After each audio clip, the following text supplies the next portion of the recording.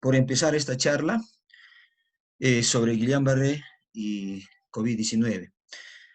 Como ustedes sabrán, esta es una enfermedad bastante nueva. Tenemos ya aproximadamente 6 meses con esta enfermedad y la verdad se está conociendo cada vez más nuevos aspectos. Entre ellos se está conociendo que hay afectación del sistema nervioso central, periférico, etcétera. Y en esta oportunidad vengo a presentarles esto y también a sugerencia de algunos de sus compañeros, porque en realidad se ha visto un caso en el hospital regional, un varón de 20 años con un tiempo de enfermedad de 10 días, ingresa con una cuadriparesia otónica, arrefléxica, sin embargo, con una prueba rápida negativa. Lógicamente, tenía todo el cuadro florido de Guillain-Barré, pero no se le hizo ya el tiempo de enfermedad en la cual refiere haber tenido síntomas antes, o sea, síntomas respiratorios antes del cuadro neurológico, era aproximadamente 2 semanas. Por lo tanto, podría ser esa una de las causas porque no salió, por lo menos si hubiera sido la prueba rápida, la inmunoglobulina G, ya ustedes han hecho, creo, un tópico sobre eso. Y bueno, y por cuestión de logística no se le hizo la prueba molecular, pero sin embargo, eh, quise un poco abundar en esto y ver algunos reportes. Por lo tanto, le voy a presentar yo algunos casos reales que tenemos a nivel, digamos, nacional. Son 2 reportes que se han encontrado en el Instituto de Ciencias Neurológicas. Empezaré con un paciente, a ver, con un paciente varón de 35 años. Esto es un caso que se dio en el Instituto de Ciencias Neurológicas, ¿ya? Que ingresa el 1 de mayo, ¿ya? Con síntomas de parestesia y debilidad en mano izquierda, ¿ya? Al segundo día, el paciente, la parestesia ya no solo lo tenía en la mano izquierda, sino también en la mano derecha, y luego la parestesia se agrega también a miembros inferiores, ¿ya? 3 días después, tiene dificultad para incorporarse y dificultad para miccionar, razón por la cual ya es donde el paciente, al no poder, digamos, incorporarse, pararse, mantenerse de pie, es donde acude a emergencia. Es donde es hospitalizado el paciente, ¿no? Y, eh, y además, me olvidaba que 2 semanas antes o 14 días, tenía tos seca, dolor de garganta, alza térmica, el cual duró 5 días. 5 días. Había un tiempo donde no hubo, estaba sintomático y después hizo los síntomas neurológicos. Por favor, quiero que graben esto bien.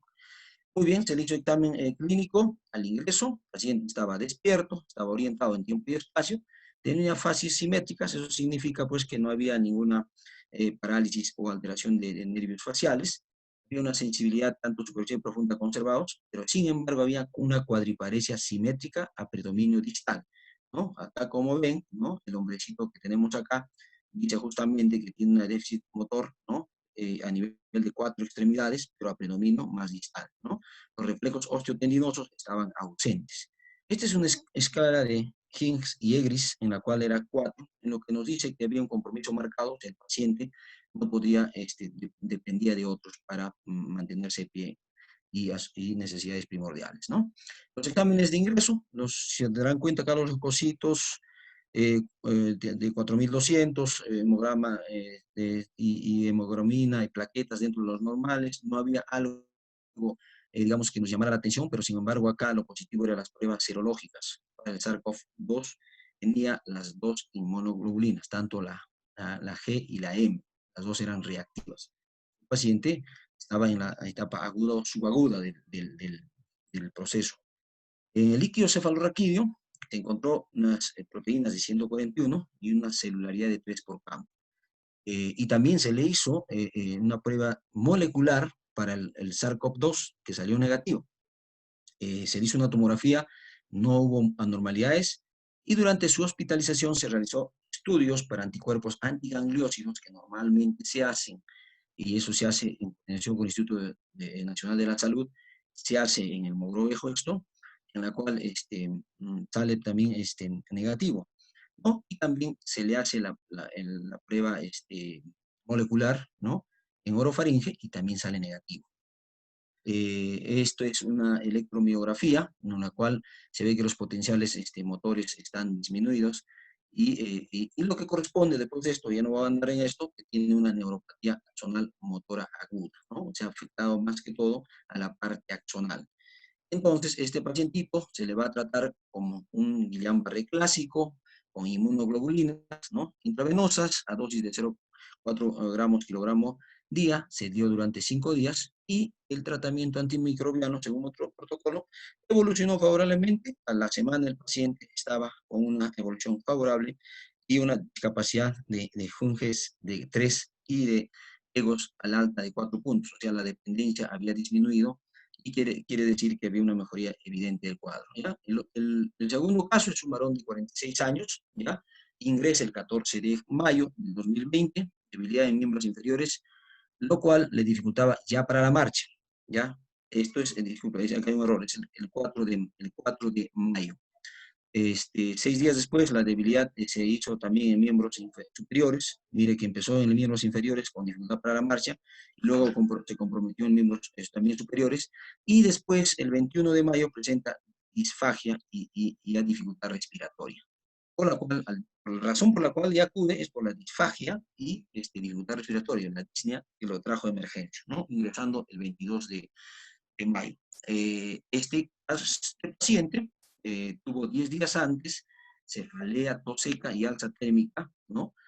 Como el anterior paciente, pero en este caso le duró 7 días, 7 días de duración, ¿ya? Entonces, como verán, ¿no es cierto?, le antecedió también síntomas respiratorios propios de un paciente con COVID.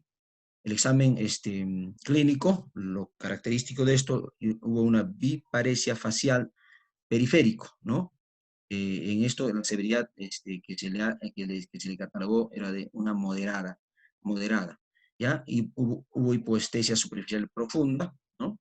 Una cuadriparesia predominio crural y distal en miembros tanto superior, crurales inferior, y distal también miembro superior. Reflejos extendidos estuvieron ausentes, ¿ya?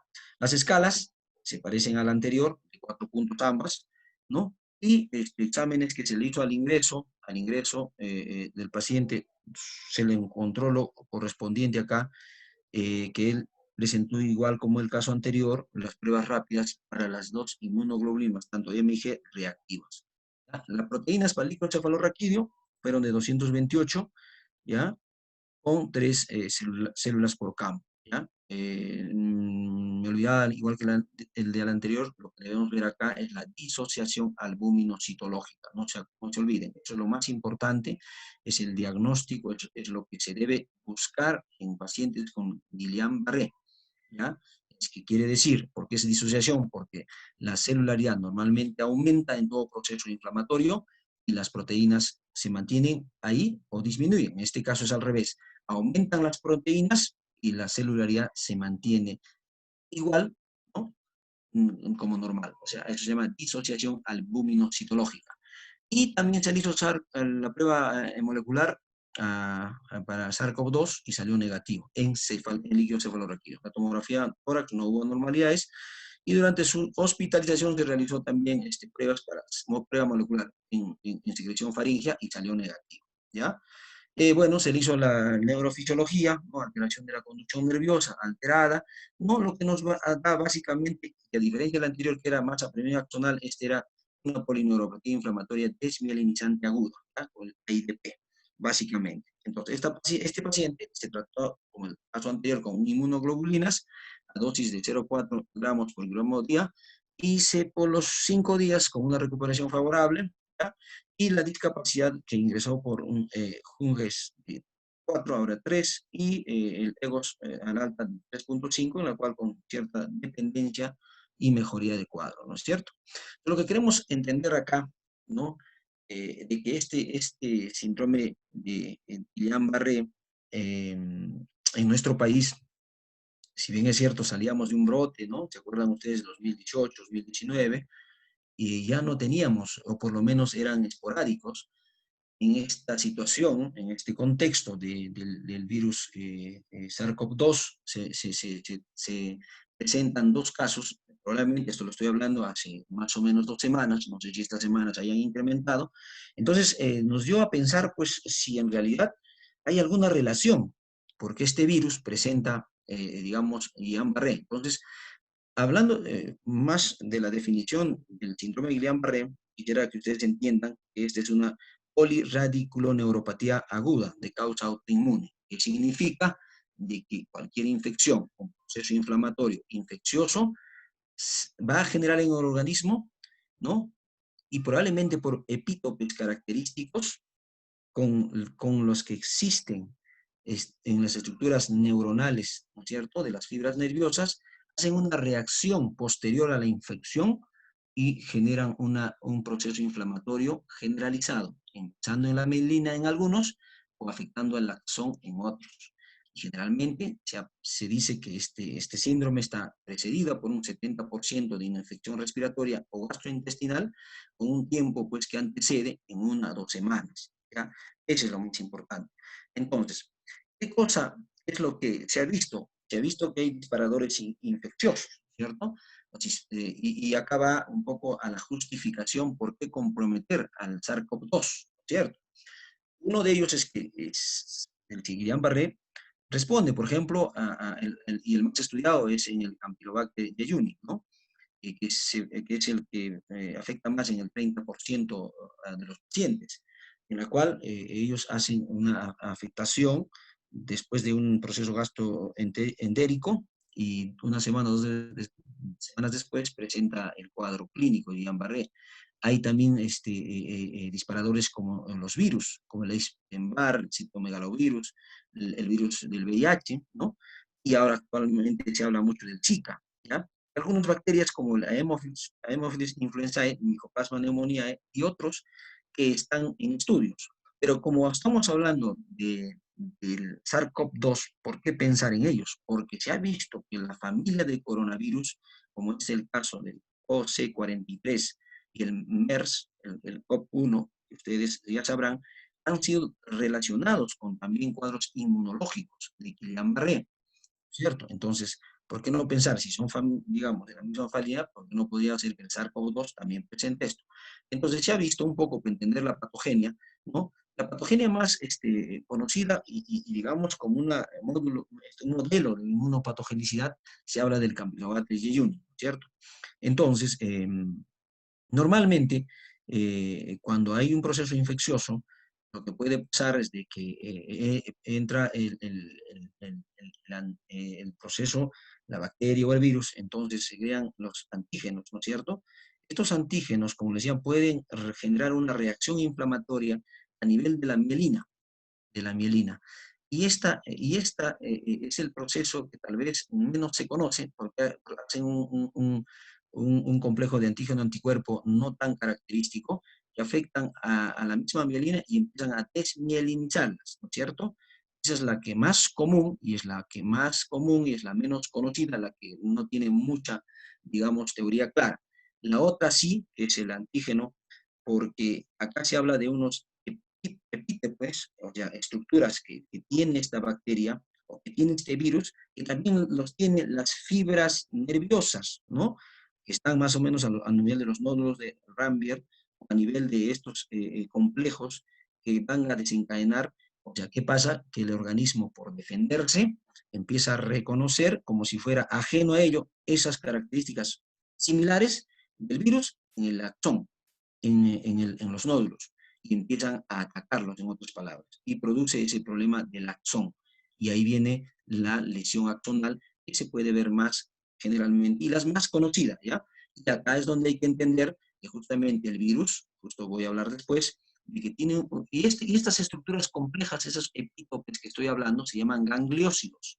Y hay un montón de estructuras gangliósicas que tienen lípidos, que tienen incluso ácidos siálicos, que parecen estar presentes en algunas bacterias, en algunos virus, como en el caso de los coronavirus, ¿ya? Entonces, ¿qué nos hace otra justificación, ¿no?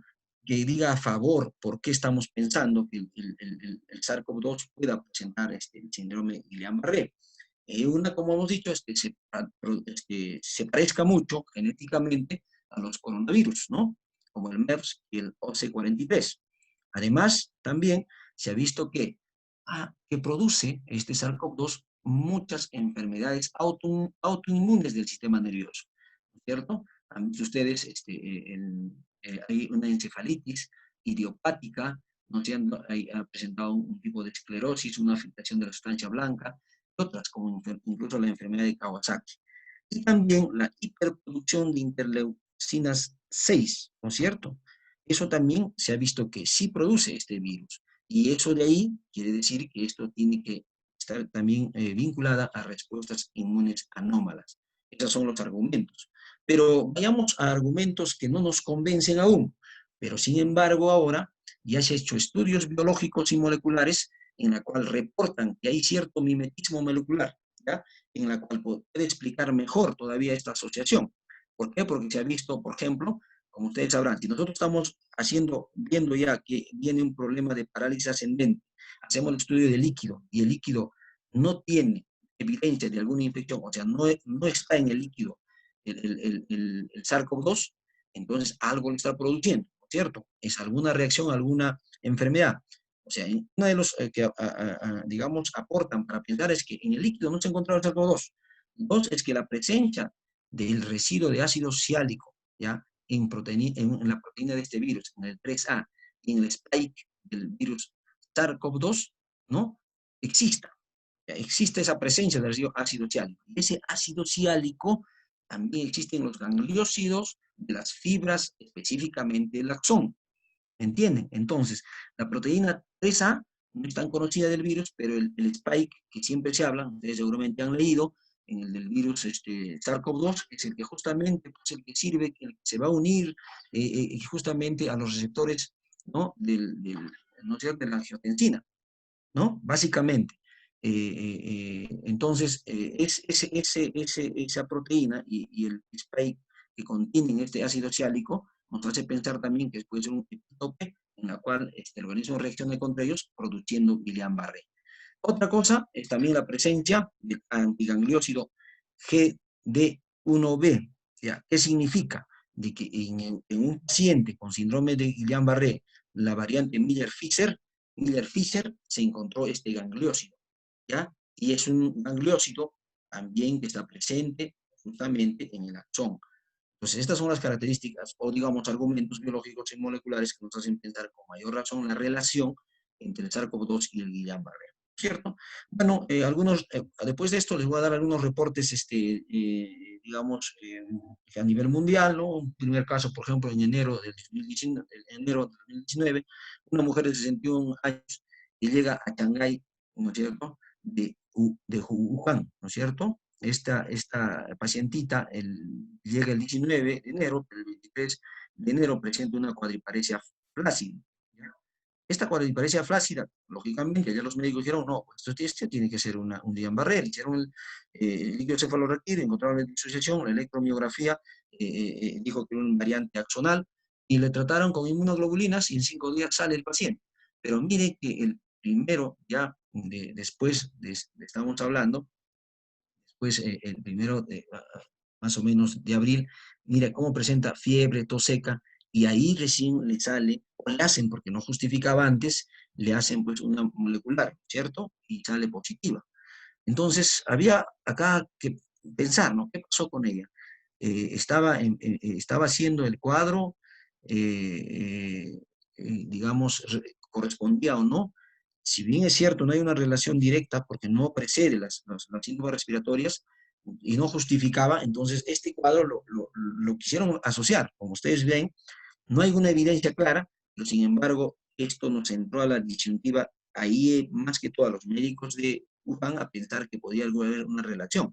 Posteriormente hubo otro paciente, ¿no es cierto?, que ya 2 semanas antes, previa al cuadro neurológico, tuvo fiebre, tos, disnea, y le sacaron ahí la prueba molecular, entienda, prueba molecular, y salió positivo, orofaringe, lógicamente, ¿no? Y después presentó los síntomas característicos de Guillain-Barré, y a los 5 días se evoluciona con una cuadriparesia y parálisis facial bilateral, lo cual se le trató como un Guillain-Barré clásico y salió del cuadro. ¿Me entienden? Posteriormente, el profesor Gutiérrez encontró ya esto a nivel de Europa, ¿no? Encontró un paciente masculino de 50 años, ¿no?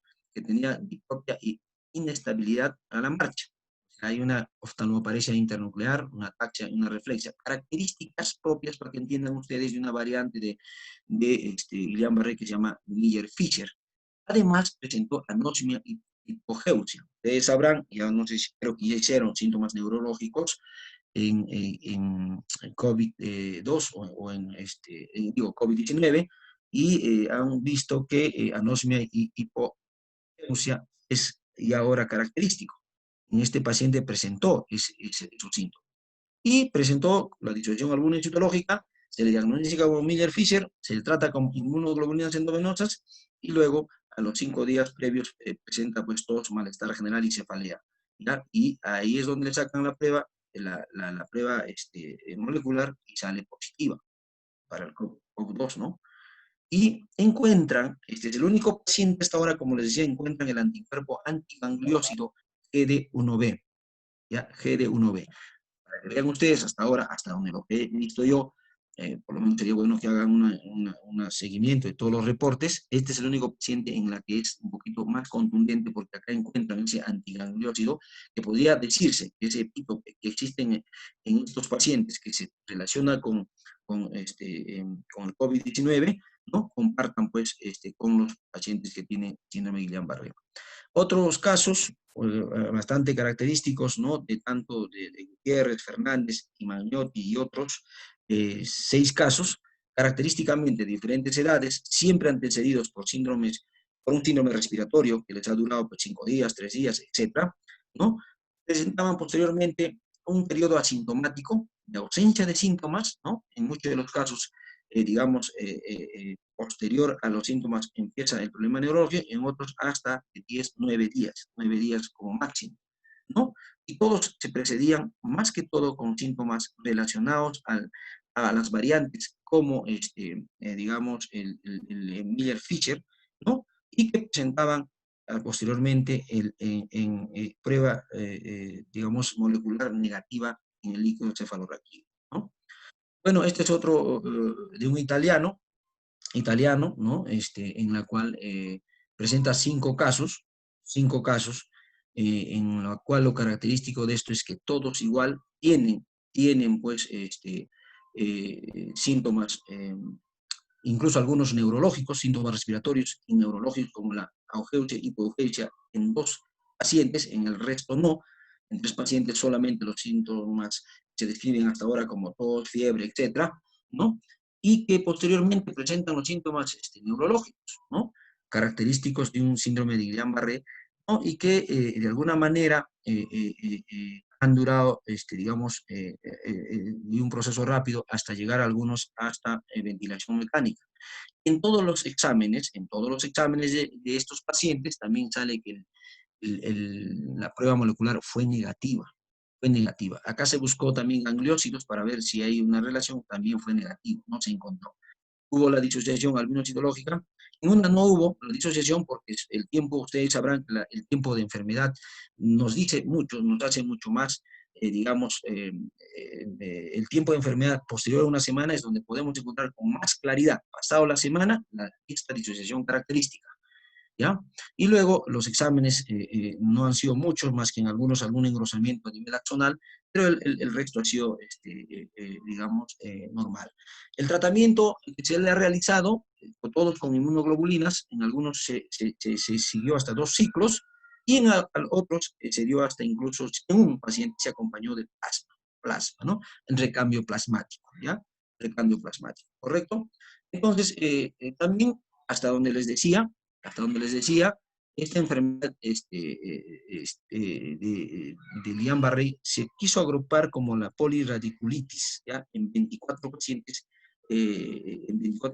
hasta más o menos fines o mediados de mayo, ¿no? En la cual se había hecho una relación en la cual donde informaron aquellos que podían haber informado, digo, informar sobre su sexo, ¿no? 6 fueron varones y 13 mujeres, ¿ya? De los que podían informar su sexo, ¿no es cierto? Y de los cuales también, de la clasificación para esto es que la mayoría, 14 pacientes eran AIDP, o sea, desmielinizantes, 10 mielinizantes. Y después el grupo axonal también les acompañaba en un gran porcentaje, más o menos un 18-17%, el resto estaban entre la variante Miller-Fisher y algunos indeterminados que no eran característicos al estudio.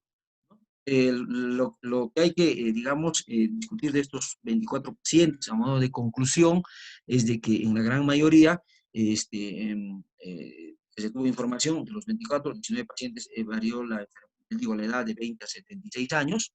La mediana, pues, era entre los síntomas respiratorios y neurológicos que nos importa eran de 3 hasta 23 días, ¿ya? De intervalo entre los síntomas respiratorios y neurológicos.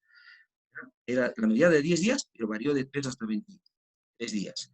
En todos los pacientes en uno, como les decía, ¿no? El primer caso reportado, ¿no? Se incluyó la primera paciente que hablábamos también, de Shanghái a Wuhan, ¿no es cierto?, en la cual no se precedió los síntomas neurológicos. Digo, los síntomas respiratorios, no le precedieron al neurológico. Pero en el resto sí, en la gran mayoría, ¿no? El PCR en glicocefaluria en todos salió, pues, negativo, ¿cierto? ¿No es cierto? Y en los 15 que se les hizo, de los 24. De los 24 pacientes, 22 recibieron inmunoglobulina, ¿no? 2 recibieron 2 ciclos y uno, como les decía, recibió una terapia combinada con plasmaféresis. De 21 pacientes en la que se reporta la evolución, de los que se evolución, 14 respondieron favorablemente, 5 no respondieron y 2 murieron. ¿Ya? Y hay que entender que estos murieron porque tenían comorbilidades. Tenía uno de ellos neoplasia y tenían enfermedades crónicas, digamos, ya con bastante disfunción.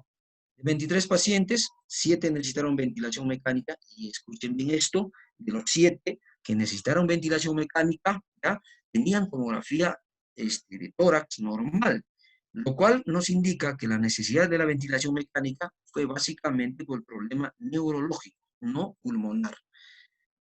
Entonces, lo que podemos concluir sobre esto es de que en realidad la capacidad inmunogénica del virus SARS-CoV-2 hace ser superior a los demás coronavirus como el MERS, ¿no?, CoV y el SARS-CoV, porque generalmente lo que estamos viendo de que en el poco tiempo que tiene, ya tiene digamos, varias afecciones o tiene esa capacidad de generar problemas inmunológicos, ¿cierto? Ahora, ¿existen indicios y evidencias biológicas para apoyar la posibilidad de que este virus SARS-CoV-2 funcione como disparador infeccioso para el Guillain-Barré? Sí, pues, ¿no es cierto? ¿Por qué? Porque hemos visto ese mimetismo molecular. Hemos visto que hay epitopes que se encuentran, tanto, hemos hablado del ácido siálico, hemos hablado de algunos, los gangliósidos que se encontraron en pacientes con Guillain-Barré post-COVID. Entonces, eso más digamos, refuerza esta teoría. La temporalidad de los síntomas, ¿no es cierto? La temporalidad quiere decir que primero eran síntomas respiratorios, después, digamos, los síntomas neurológicos. La ausencia de este virus en el líquido cefalorraquídeo, estamos diciendo que debemos decir de que no está afectado directamente por el virus, sino indirectamente, ¿cierto? La presencia de anticuerpos antigangliósidos que apoyan una relación causal del mecanismo inmunológico entre el virus, ya hemos dicho, ¿cierto?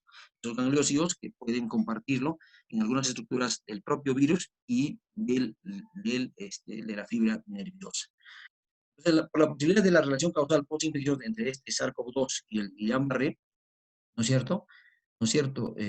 Por la posibilidad, dado que la mayoría de pacientes que han desarrollado el síndrome de Guillain-Barré tenían síntomas respiratorios leves, se debe realizar estudios para SARS-CoV-2 a todo paciente con Guillain-Barré.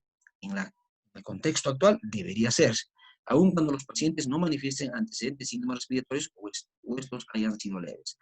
Por ejemplo, en nuestro paciente que vino al hospital regional, como les decía, hubiera sido adecuado hacerle la prueba molecular. Y entenderán, en nuestro hospital no tenemos pruebas rápidas ni para el personal. Entonces, más aún tendremos pruebas moleculares para los pacientes. O, bueno, para estudios hubiera sido adecuado para hacerlo, ¿no es cierto? Las características clínicas demográficas, neurofisiológicas y respuesta al tratamiento del síndrome de Guillain-Barré asociado a este virus no parece ser diferente al relacionado con otros procesos infecciosos clásicos. Después de haber hecho toda esta revisión, nos vamos a percatar que tanto las afectaciones desmielinizantes axonales no varía con los clásicos Guillain-Barré. Además, respondían bien al tratamiento de inmunoglobulinas incluso en algunos, como se ha hecho con tratamiento combinado con plasmaféresis. Entonces, no hay ninguna diferencia. Dado que la mayoría de pacientes descritos que desarrollaron Guillain-Barré, la enfermedad pulmonar no fue aparentemente severa, una pregunta a plantear sería si la enfermedad está relacionada con la posibilidad de desarrollar este síndrome o solo se constituye un sesgo de muestra. Como ustedes sabrán, nadie hace seguimiento a, por ejemplo, síntomas neurológicos en pacientes, digamos, severamente afectados por esta enfermedad. Entonces, lo que tenemos que hacer acá es tal vez una posibilidad de estudio, ¿no es cierto? Si hay síntomas neurológicos en pacientes gravemente enfermos, o si es que en los pacientes que tienen totalmente síndrome de Guillain-Barré, hacer un seguimiento y ver cuándo empezaron a tener, hace cuánto tiempo presentaron síntomas respiratorios, ¿no? Lo cual sería interesante. Como le podré decir, ¿cómo se podría nosotros ver si estas incidencias responden o no a este paciente que ahorita está en UCI, un paciente de 20 años? No le pude hacer seguimiento porque estos días, por el tema de personal, no estamos acudiendo al hospital, pero es que este pacientito, digamos, no se ha hecho una buena anamnesis, solo vino con una hermana, pero refieren síntomas respiratorios leves, más o menos, como les decía, unos 10 a 12 días antes de los síntomas neurológicos, y tampoco se le hizo más estudios. Pero como les decía, en el contexto, en estos meses, mayo y junio, si nosotros comparamos con los años anteriores, por lo menos el hospital no tenía ningún reportado clínicamente. He estado revisando si hay Guillain-Barré, porque también tenemos que hacer, ellos han hecho estudios en China, en España e Italia para ver si es que los casos de Guillain-Barré ahora por el contexto del coronavirus o del COVID-19 hayan incrementado en comparación con los meses de años anteriores, y efectivamente sí se ha incrementado. Entonces, en nuestro país, en forma nacional, no se puede hacer, porque nosotros, como les decía, salimos de un brote, 2018-2019.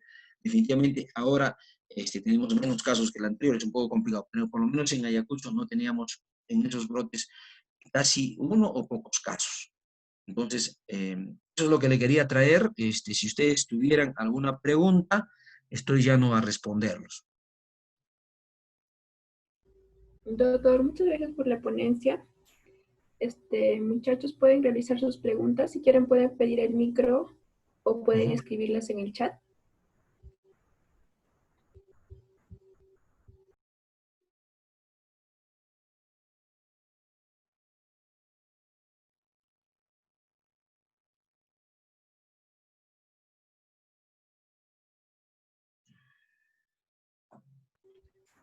Bueno, si no hay más preguntas, podemos dar por concluida, doctor, la charla.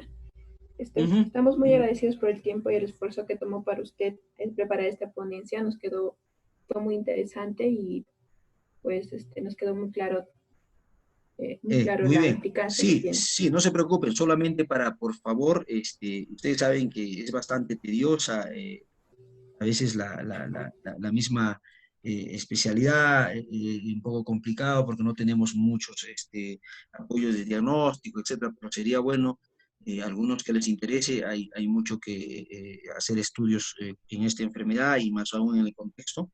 Por esto que sea una invitación, empezando por lo menos, yo sé que el doctor Hilaramo también lo ha incentivado, ¿no es cierto?, a buscar signos o síntomas neurológicos en pacientes con COVID. De hecho, que el contexto también, los EPP y todo ese asunto, pero por lo menos en las historias clínicas, etcétera, de manera de descripción, sería bueno hacerlas, ¿no? Yo sé que es una enfermedad nueva, pero para darles como incentivo, y ojalá pues les interese, y cuando gusten estoy para poder ayudarlos en lo que esté a mi alcance.